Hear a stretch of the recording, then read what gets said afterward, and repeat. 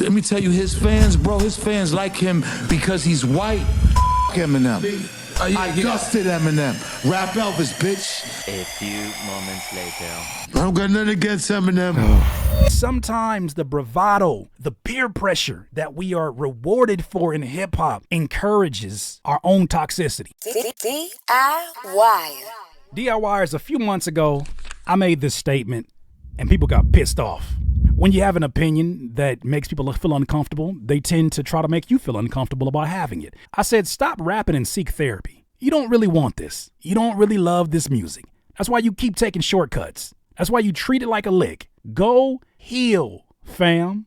With that said, hip-hop is going through a really interesting phase these last few years, and I'm glad to see the conversation of mental health come more and more to the forefront, especially when men become vulnerable. I never forget, my pops told me one time, he was like, man, be careful of the places that you cry at as a man, especially if it's public, because you will never forget a man crying.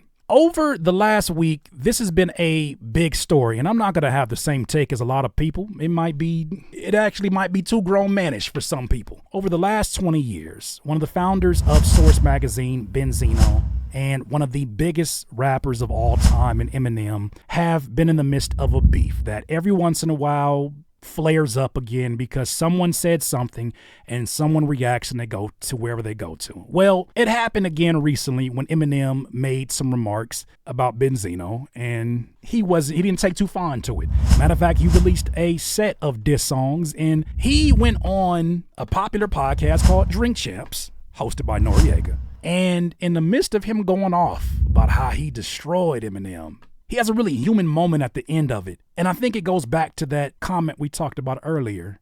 Watch this clip. Let's talk about Eminem, yo. That's why we here tonight. Fuck Eminem. And fuck everybody down with Eminem. And my thing is this, bro. It's over hip-hop. Like, hip-hop is who we are. He can't come in and invade hip-hop in Rosenberg and make trillions of dollars. This nigga didn't even go to Nipsey's funeral, bro. If he's so fucking hip-hop, how come he ain't blocked 10 blocks in motherfucking Detroit and give it to the homeless black people? Man, fuck Eminem, bro. Remember this energy. Like I said, I'm not making this to poke fun at this gentleman. I don't know this gentleman. But when I see this energy, when you see a type of environment like this, it's called the Drink Champs. And they encourage him, hey, man, take some shots. He's smoking a little bit of something. Like they're having this kind of conversation. And I feel like this clip doesn't show that. The more, whatever shot he took, it starts to really unravel what the real issue may be. And I think we need to have a grown-up conversation about all of this in general. They trying to kill me right now, bro, because of this shit I'm saying, because it's deep, bro. Let me tell you, his fans, bro, his fans like him because he's white. They don't fuck with us. Let me try to make... Fuck Eminem. I dusted Eminem. Rap Elvis, bitch. Yeah. Okay. Yeah. How about that? I ain't gonna lie. How about that? How come he ain't answered back? How come he ain't answered me? I beat the shit out of him with these. Eminem or Machine Gun Kelly? The mind started getting a little bit low. You know that liquor, boy, that liquor is the truth elixir. Fuck Eminem, bro. So which one? Fuck Eminem, so bro. Which one? Neither, fuck both of them, bro. Fucking Cassidy will kill Eminem in a battle rap, bro. Why do y'all give Eminem so much props? Why? Why do y'all like Eminem? Because he's white? Is that it? What do you mean? Nah, like, what? Fuck that. We don't listen to that in the hood, bro. A few moments later. I don't got nothing against Eminem. I got nothing against Eminem. Eminem can rap, but I care about us more. I don't want to go through, I don't want to talk about it no more. I don't want, for 22 years, every time I do an interview, they ask me about Eminem. The fuck you want me to do? Come on, man. My daughter came into the industry figuring that, hey, I gotta be cool with Eminem because everybody's against my dad. You think this shit is fucking cool? Nah, man. When I see a gentleman come to this place, I hate the fact that it happens in a public forum. Because as you know, the internet had their time with it. And I'm not making this as a way to force empathy upon anyone. I'm not doing this to be the, greater than thou. This is not what this is about. To me, this goes back to the statement of what I said. Look, there are people right now that were told there wasn't never gonna be shit. maybe by their pops, maybe by whoever they were raised by. And hip hop was an accessible way for them to express themselves. That's fire, right? In the name of the art, I think that's absolutely fire. However, I heard someone make a point in reaction to me saying this statement, and that when you're using your music as your therapist or in place of your therapist, it can heal to a certain point. Because at some point, if you do not address your demons, those things inside that must really get some hard work and attention, they will rear their heads up at the most terrible times. How does that go to Benzino? I can look past the anger. I'm not no therapist, but damn it, I'll put my therapist glasses on today. I don't know this, man. But when you see someone in the midst of a conversation break down like this, to me, it shows that sometimes the bravado, the peer pressure that we are rewarded for in hip hop encourages our own toxicity, and we never get to some healing. Look at what he said after all of them Eminems. And like I said, this ain't to pick on him or nothing like that, because hell, we all got our own problems and our own vulnerabilities. But look at where he takes us. We're failing as a people. I don't hate Eminem. I don't know him to hate him. I don't hate white people. Tired of this shit, man. It's just too much. I don't want to be the bad guy. I got an 8-year-old son that I dropped off at school this morning. Come on, man. Come on, man. I'm all right. I don't want my DMs filled with, I've had 9 pages knocked down, 1 million. All me and Eminem got to do is sit down and talk with each other. Let's sit down and talk. Let's battle. Nah, and I'm still not content till I'm dominating every single continent. My shit go stupid, you don't think, then use your common sense. I DIY and I know that I'm a product. When they play the new king, all the DIYs go crazy. All the DIYs go crazy.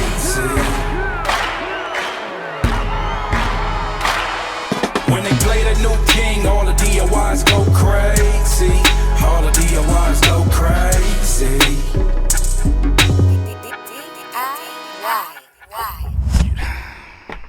Someone in the comments just said, hey, that's just the liquor. I have drank a lot of liquor in my time.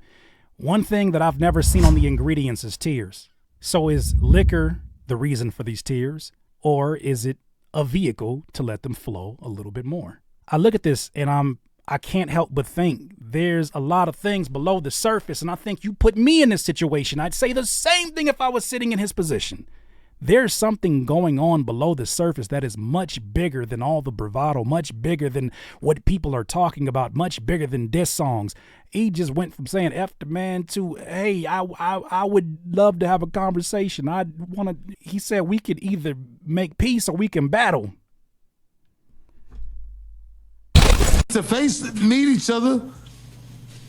If that was to happen, would you give him a 5? Fuck it, man. A 5. I'd hug him.